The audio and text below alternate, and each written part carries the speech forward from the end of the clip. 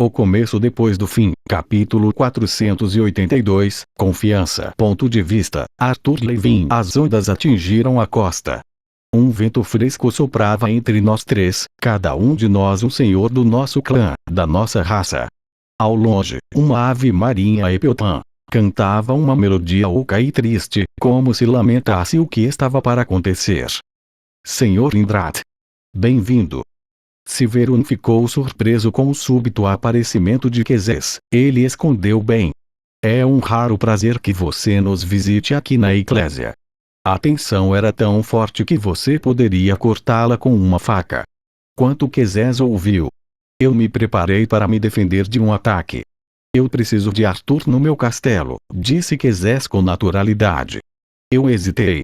Seu tom não transmitia hostilidade. Ele não estava fervendo de mana ou éter suprimido, como se estivesse contendo sua raiva. Não houve nenhum sinal exterior de descontentamento, nem mesmo o escurecimento dos seus olhos. Se ele tivesse ouvido algo perigoso, estava fazendo isso de forma muito discreta. Seu pedido poderia ter sido um disfarce. Não parecia que ele viesse me buscar pessoalmente, especialmente quando Vindson me deixou lá há apenas uma hora. Talvez você queira levar esta conversa para um lugar onde você tenha mais poder. Pensei em recusar. Eu deixaria minha família, meu clã, para trás, sem minha proteção. Embora confiasse em Verun e seu povo, era uma desculpa perfeita. Colocar-me nas mãos de Quezes foi uma tolice. Também tivemos que levar em conta a dinâmica de poder entre nós. Eu não queria parecer desconfiado ou irracional. Cada troca entre nós não poderia se transformar em uma competição exagerada, como a batalha de vontades nos campos de lava, ou eu falharia em minha missão antes mesmo de ela começar. Se ele não tivesse ouvido nossa conversa, eu não poderia me dar ao luxo de levantar suas suspeitas. Agora. O que é isso? Perguntei, observando atentamente enquanto ele caminhava pelo cais. Esquelético para ficar cara a cara com ele. Eu te conto quando chegarmos lá, disse Quezes. Virando-se para Verun, ele acrescentou um superficial adeus e então o seu poder me envolveu. Resisti ao impulso e me envolvi em éter. O poder de Quezes lutou contra o meu, mas apenas por um instante. Eu o deixei passar e então atravessamos o espaço, aparecendo em um corredor indefinido um momento depois. Tochas tremeluziam nas paredes, destacando um corredor limpo, sem portas e sem nenhuma entrada ou saída aparente. Você já está me levando para as masmorras? Brinquei, usando humor para esconder meu verdadeiro nervosismo. Os outros senhores dos 8 você sabe disso. Quezes não respondeu. As abas de sua jaqueta ondulavam enquanto ele caminhava pelo corredor. Revirei os olhos e o segui. Arthur, onde você está? A voz de Sylvie em minha mente era leve e distante. Expliquei rapidamente a ela o que havia acontecido. A indignação de Regis queimou minha pele. Deixe-nos saber se precisarmos realizar um resgate heróico. Não, espere, eu disse a ambos. Apenas certifique-se de que minha família esteja segura. Eu posso cuidar das coisas aqui. Suprimi à força quaisquer dúvidas que tivesse sobre essa afirmação, não querendo que meus colegas soubessem o quão nervoso eu realmente estava. Após cerca de 30 metros, Quezes parou e a parede à sua direita começou a se abrir. As pedras se separaram como os dentes de um zíper, depois se torceram e se dobraram, como se fossem feitas de tecido. Do outro lado havia uma cela. Estava claro, principalmente graças a um feixe de luz que se estendia do chão ao teto no centro da sala. Suspenso naquela luz estava a Grona. Ele parecia o mesmo da última vez que o vi, com os olhos vazios e a mandíbula aberta, como uma marionete cujos fios foram cortados. Suas roupas opulentas estavam amassadas e manchadas, as correntes e os enfeites em seus chifres estavam emaranhados. Em uma palavra, ele parecia verdadeiramente patético, menos que uma sombra do horror que dominou minha mente por tanto tempo. Nenhuma mudança então? Perguntei.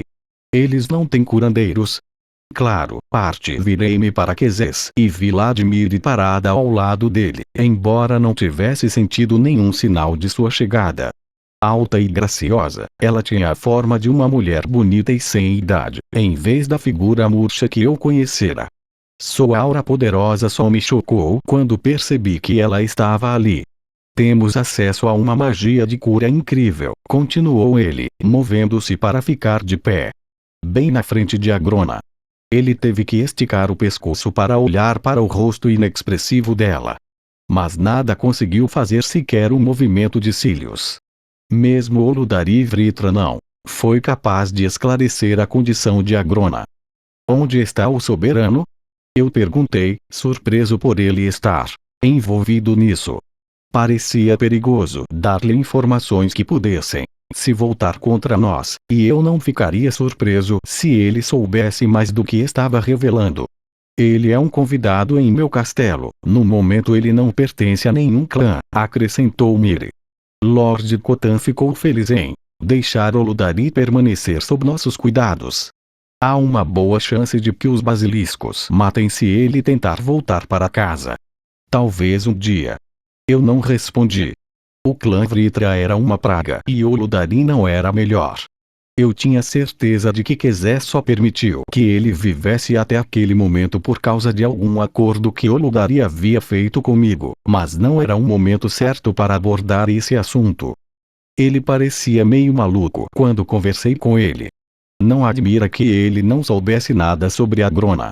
Seu olhar parecia estar desviado de Alacria. Quezes olhou para mim por um momento, pensativo. De fato. Ele apenas concordou que o corpo de Agrona está vivo. Continua a gerar mana suficiente para se sustentar, como se Agrona estivesse dormindo. Mas não há mente presente dentro da casca. Nossos melhores manipuladores de energia mental, um aspecto da magia em que o próprio Agrona era especialista, não conseguem encontrar nada para ler ou segurar dentro. É como se a mente dele tivesse sido completamente destruída, disse Miri. Ele chupou os dentes e se virou para olhar para mim como uma expressão calculista. Temos que entender o que aconteceu, Art. O que mais você pode nos contar sobre o que aconteceu entre vocês naquela caverna? Ativei o gâmbito do rei. O éter preencheu minha mente, abrindo-se como a copa de uma grande árvore, cada galho abrigando seu próprio pensamento individual. A coroa na minha testa iluminou os rostos de Quezes e Miri. A mandíbula de Quezes ficou tensa e seus olhos adquiriram um tom roxo, ameixa. Miri inclinou ligeiramente a cabeça, seu olhar se movendo do meu núcleo de éter para os canais que eu havia forjado para manipular o éter, através da janela dos meus olhos, para que estava além. Não estava claro o quanto do que ele viu ele poderia entender. Meus pés se levantaram do chão e girei em torno de Agrona e do feixe de luz, estudando-o cuidadosamente. Os fios do destino haviam desaparecido, embora ele não pudesse vê-los sem a presença do destino. Ele os cortou, fazendo com que o impacto de Agrona no mundo se dissolvesse.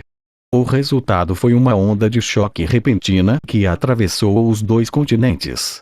Porém, ele não conseguia explicar por que havia deixado Agrona naquele estado vegetativo, e nem mesmo o gâmbito do rei foi capaz de inventar novas informações do nada.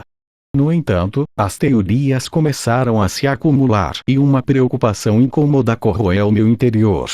Eu te contei tudo o que sei. Reiterei brevemente meu uso do destino, que já havia explicado a Miri quando ela acordou em Epiotos.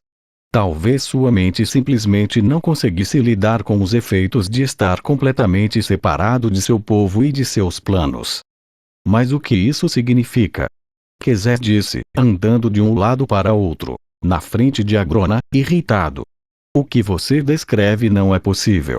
Ele me lançou um olhar desconfiado. E se você tinha esse poder, por que não o matou diretamente? Por que você parou de cortar essas conexões que descreveu? Se Quezes não estivesse profundamente envolvido no gâmbito do rei, ele teria que reprimir um sorriso malicioso diante de seu desconforto. Do jeito que aconteceu, essa demonstração incomum de emoção por parte de Quezés foi percebida apenas por um dos muitos processos de pensamento paralelos. O destino, como o Bjin supôs corretamente, é outro aspecto do éter. Ele nos une e ajuda a ordenar o universo. Mantive a descrição vaga e adivinhada de propósito. Ele não queria que Quezés entendesse toda a verdade ainda. O Djinn teorizou uma maneira de influenciar o destino, mas era limitada. Quanto às suas outras perguntas, a resposta é simples. Olhei para ele de onde estava flutuando. Ao considerar o impacto potencial da minha decisão, vi apenas um único caminho a seguir. Eliminar o legado era a chave, não destruir a Grona. Quezés não sabia nada sobre a força destrutiva que estava se acumulando no reino etérico, a menos que tivesse ouvido minha conversa com Veyron.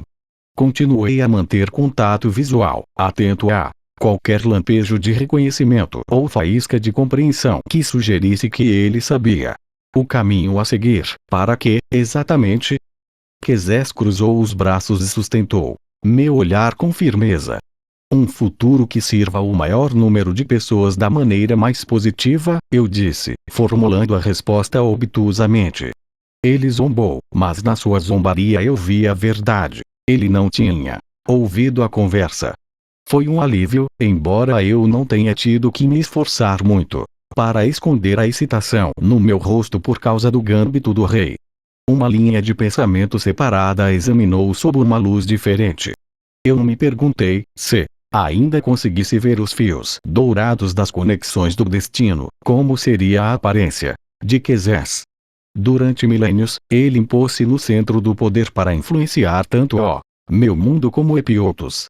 Suas decisões impactaram todas as formas de vida em ambos os mundos. Suas ordens acabaram com civilizações e deram origem a novas raças. Seria assim? Como a Grona, ligada por incontáveis aqueles fios dourados, ou ela seria mais como o próprio aspecto do destino, um ser tecido na trama do destino. Talvez com o tempo possamos entender melhor, disse Miri suavemente, acariciando brevemente a nuca do marido com uma das mãos. Virando-se para mim, ele acrescentou: há mais uma coisa que gostaríamos de pedir a você, Art. Talvez você possa libertar essa figura ridícula, disse Quezés. Seus olhos estavam semicerrados, mas levemente, criando pequenas rugas nos cantos. Havia tensão em sua mandíbula e pescoço, e suas íris ficaram roxas. Ele permaneceu imóvel. O que quer que eles estivessem prestes a perguntar, eu não tinha certeza da minha resposta ou se deveria perguntar ou não. Curioso, abaixei-me no chão e me movi para enfrentar a dupla de poderosos Azuras. O pedido de Quezés foi provavelmente uma tentativa de me colocar em desvantagem, já que ele sabia exatamente quais benefícios o gâmbito do rei proporcionava. Talvez você possa me perdoar por um pouco de cautela da minha parte, mas me sinto mais confortável com minha runa divinativa.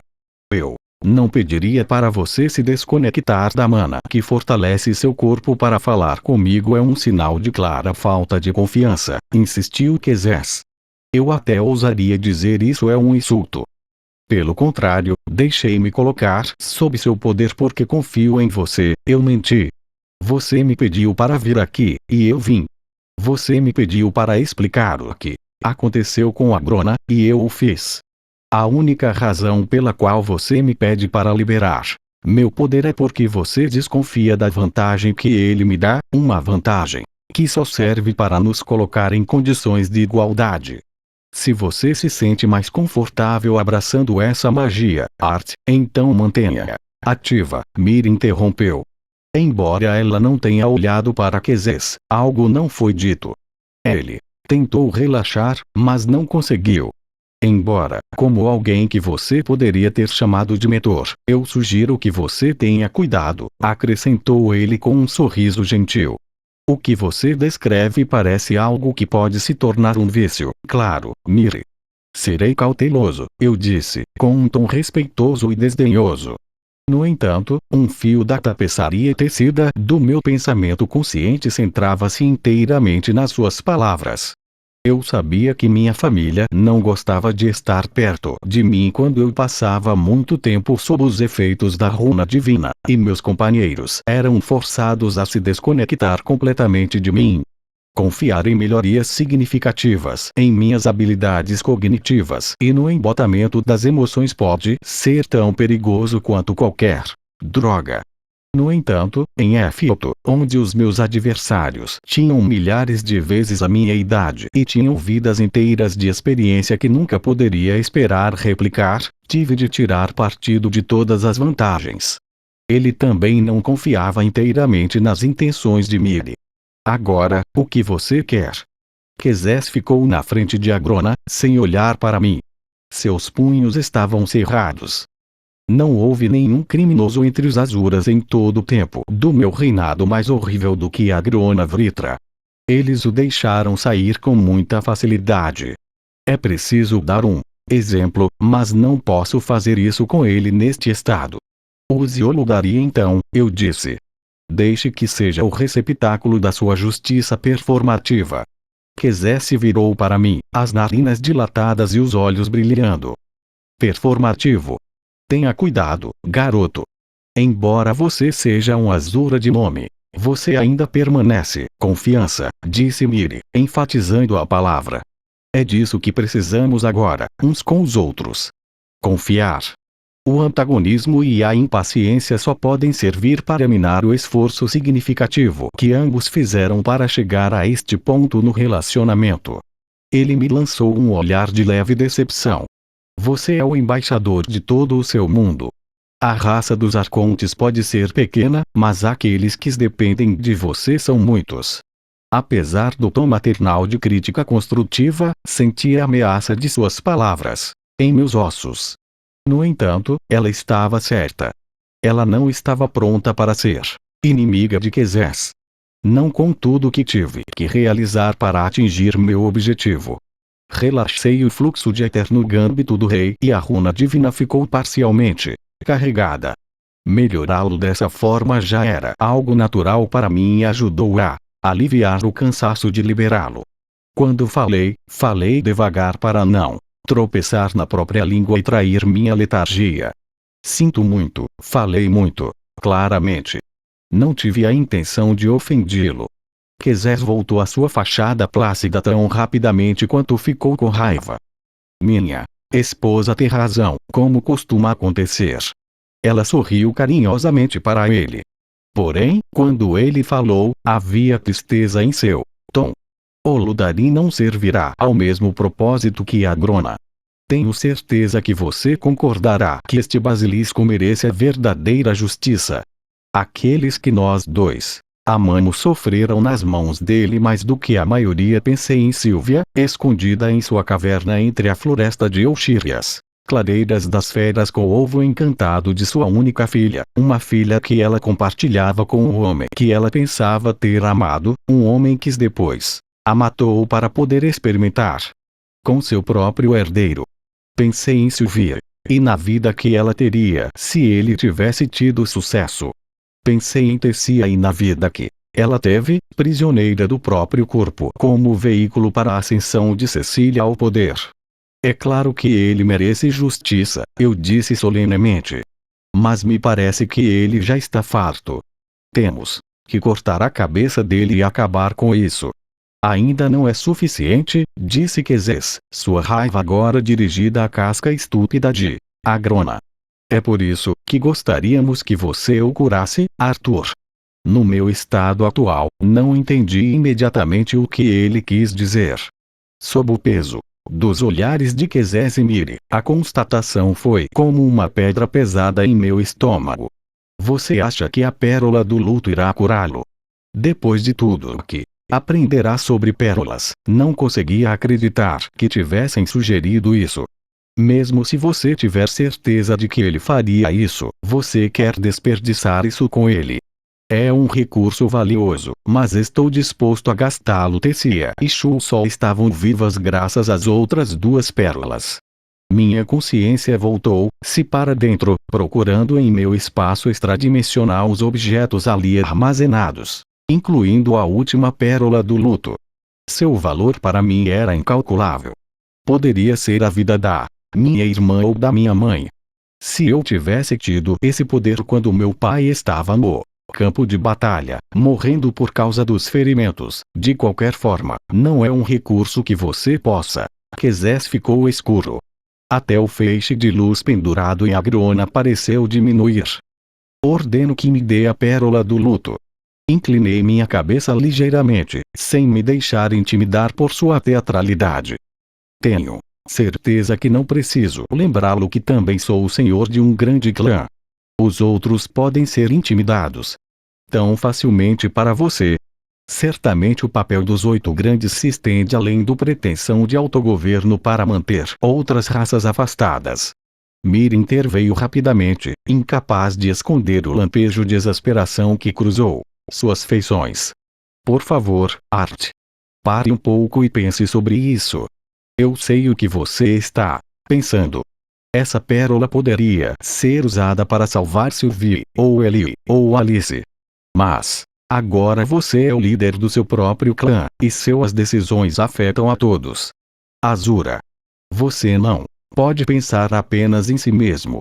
Além da simples justiça, pense em tudo que poderíamos aprender com Agrona, juntos. Há muito sobre as ações dele em seu mundo que não entendemos, e talvez nunca entendamos se ele não ressuscitar. Deixe-o responder por seus crimes, pelo bem de todos os epiotos. Dicatei a Lacria suprimiu um suspiro. Vou pensar sobre isso.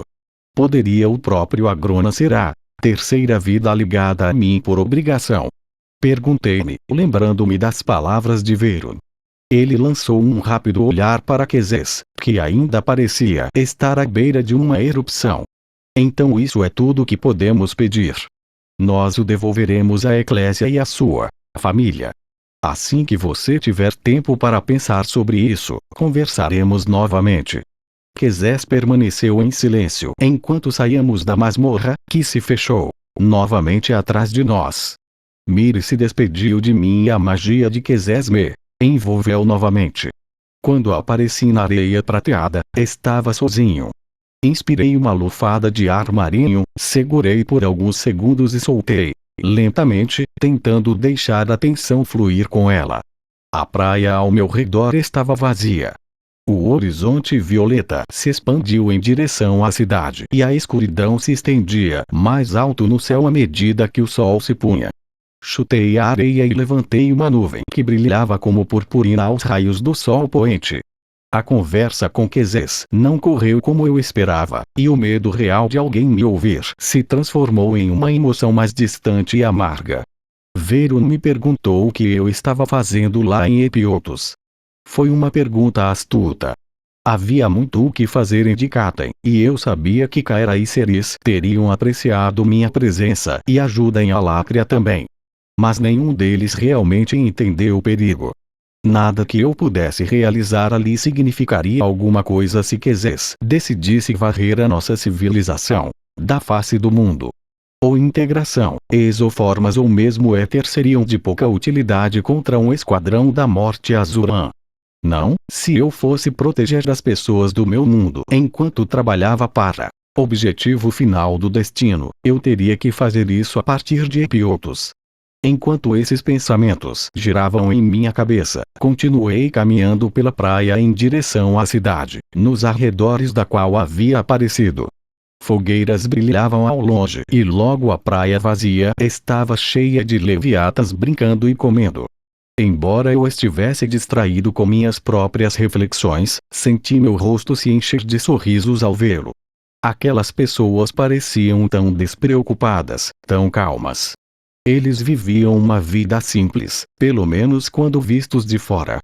Nenhum deles sabia que suas vidas haviam sido compradas com o sangue de uma civilização após outra em meu mundo. Eu ainda não entendia o porquê, mas sabia que era verdade. Eles também não perceberam que haviam construído sua casa à beira de um vulcão e que a pressão da erupção aumentava a cada dia que passava. Depois de caminhar lentamente pela praia por 30 minutos ou mais, finalmente encontrei duas figuras familiares. Parei assim que os vi. Eles ainda não tinham me visto. Várias crianças leviatas estavam alinhadas em fileiras bagunçadas com os tornozelos intermitentemente na água enquanto entrava e saía. Estas crianças eram mais velhas do que aquelas que nos receberam quando chegamos à eclésia e pareciam ter cerca de 19 anos, pelo menos em comparação com os humanos. Eli estava com eles, seus cabelos castanhos e pele clara faziam-se destacar entre a cor dos leviatas. Zelina, filha de Veron, estava na frente deles, 5 metros para o interior. Ele estava dando instruções. Imediatamente esperei que fosse um treinamento de combate.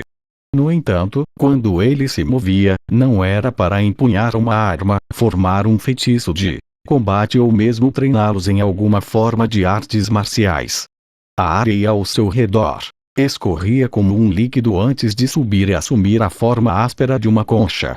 Eu não conseguia ouvir o que ele estava dizendo por causa do barulho do oceano e das pessoas relaxando ao lado dele, mas um sorriso agradável apareceu e desapareceu em seus lábios roxos enquanto ele falava, e seus olhos azuis tempestuosos estavam enrugados nas bordas com clareza. Alegria. Os alunos começaram a lançar seus próprios feitiços. Trabalhavam com areia molhada, que fluiria com mais facilidade, principalmente se estivessem mais sintonizados com a água do que com a terra. Ele observou os outros alunos e se revezou olhando para o chão. Ele poderia ter criado o que quisesse com mana pura, é claro, mas em vez disso estava tentando ativamente imitar os esforços dos leviatas. Eu a observei até Zelina me ver. Depois de algumas palavras rápidas para o grupo, ele se virou para mim. Ao se aproximar, ele pareceu me avaliar. Seus olhos percorreram minha figura de cima a baixo e pararam nos meus olhos dourados, tão diferentes dos de qualquer outro ser humano. Seus dedos percorreram o moicano de cabelo verde mar que crescia no meio de sua cabeça sob cristas azul marinho. Você me custou 10 jades, disse ela, com um tom sério, embora parecesse relaxada. Meu pai tinha certeza de que você voltaria, mas aposto que você estava indo direto para as masmorras do castelo de Indrat. Eu dei a ele um sorriso triste. Ambos estavam certos. Fui para as masmorras, mas também voltei delas. Ele franziu a testa. Então terei que pedir meu jade de volta. Jade? Eu perguntei, levantando uma sobrancelha. Ela acenou com a mão e um pedaço redondo de jade, esculpido com uma gota d'água estilizada e com um gancho de um lado, pousou na palma da mão. Raramente precisamos de dinheiro, mas quando decidimos usá-lo em vez de simplesmente trocar ou oferecer ajuda, usamos o jade. Ele jogou o pedaço de jade em mim e eu peguei no ar. Fique com isso. Como lembrança. Eu reinverti o movimento de seu floreio, fazendo o jade desaparecer em minha mente. Runa de armazenamento dimensional. Obrigado. Ela me deu um sorriso torto. De qualquer forma, o que o velho dragão queria de você? Eu ri do apelido irreverente, mas minha diversão desapareceu quando meus pensamentos voltaram para a reunião. Ele quer que eu faça algo que não estou disposto a fazer. Essa é a natureza da sua posição, disse ele, encolhendo os ombros. Olhei para ela surpreso e seu sorriso torto retornou. Basta falar com meu pai. Ser o senhor de um grande clã significa navegar nas águas turbulentas do temperamento desagradável de Indrat. Ele tentará forçá-lo a fazer as coisas do jeito dele e você nadará contra a corrente o melhor que puder, tentando chegar o mais perto possível de seu próprio objetivo e ao mesmo tempo apaziguá-lo. Isso é ponto. O que seu pai diz? Perguntei hesitante. Ela riu. Mar e estrelas, não? Claro que não. O grande Veronecleia nunca falaria tão francamente. Certamente você notou que ele gosta de seguir o curso sinuoso do rio, e não o voo direto da gaivota. Nós dois sorrimos. Eu não conhecia Veron há muito tempo, mas o que ele disse era obviamente verdade. Não se deixe atormentar por isso e morra prematuramente, disse ele, encolhendo os ombros novamente. Tenho certeza que você pode lidar com o que está por vir. Esfreguei a nuca e fiquei olhando os alunos praticando seus feitiços por um longo tempo. Ele ainda não tinha me notado, tão atentamente ela estava estudando a magia do Leviatã. Por quê? Perguntei após a pausa. Na cerimônia do retorno da mulher dragão. Minha confusão deve ter se refletido em meu rosto, pois ela esclareceu. Eu vi o que você fez. Você colocou o núcleo de Sylvia Indrata em seu altar no castelo. Tive minhas dúvidas e jurei não perder você de vista. Eu não queria interromper o momento, mas estou feliz por ter feito isso. Você é poderoso, Arthur Levin, e é inteligente. Todos os seus companheiros em Epiotos também são andos, alguns muito mais do que você. Mas você também é gentil. E isso é algo que muitas vezes falta entre os Azuras de classificação mais elevada, independentemente da raça. Ele me olhou de isso pode ser um ponto forte, mas também pode ser um ponto fraco. Em você, porém, acho que pode ser transformador. Para os grandes 8 e para todo Epiotos. Antes que ela pudesse responder, um dos alunos gritou entusiasmado e chamou a atenção de Zelina. Ele finalmente olhou em minha direção, me viu, ficou feliz e me cumprimentou com entusiasmo. O sorriso torto de Zelina voltou e ela começou a se afastar sem dizer mais nada. Eu a observei sair, surpresa e confusa ao mesmo tempo. A declaração de Zelina foi totalmente inesperada, mas suas palavras sobre minha transformação de Epiotos, eles eram muito mais verdadeiros do que ela poderia imaginar.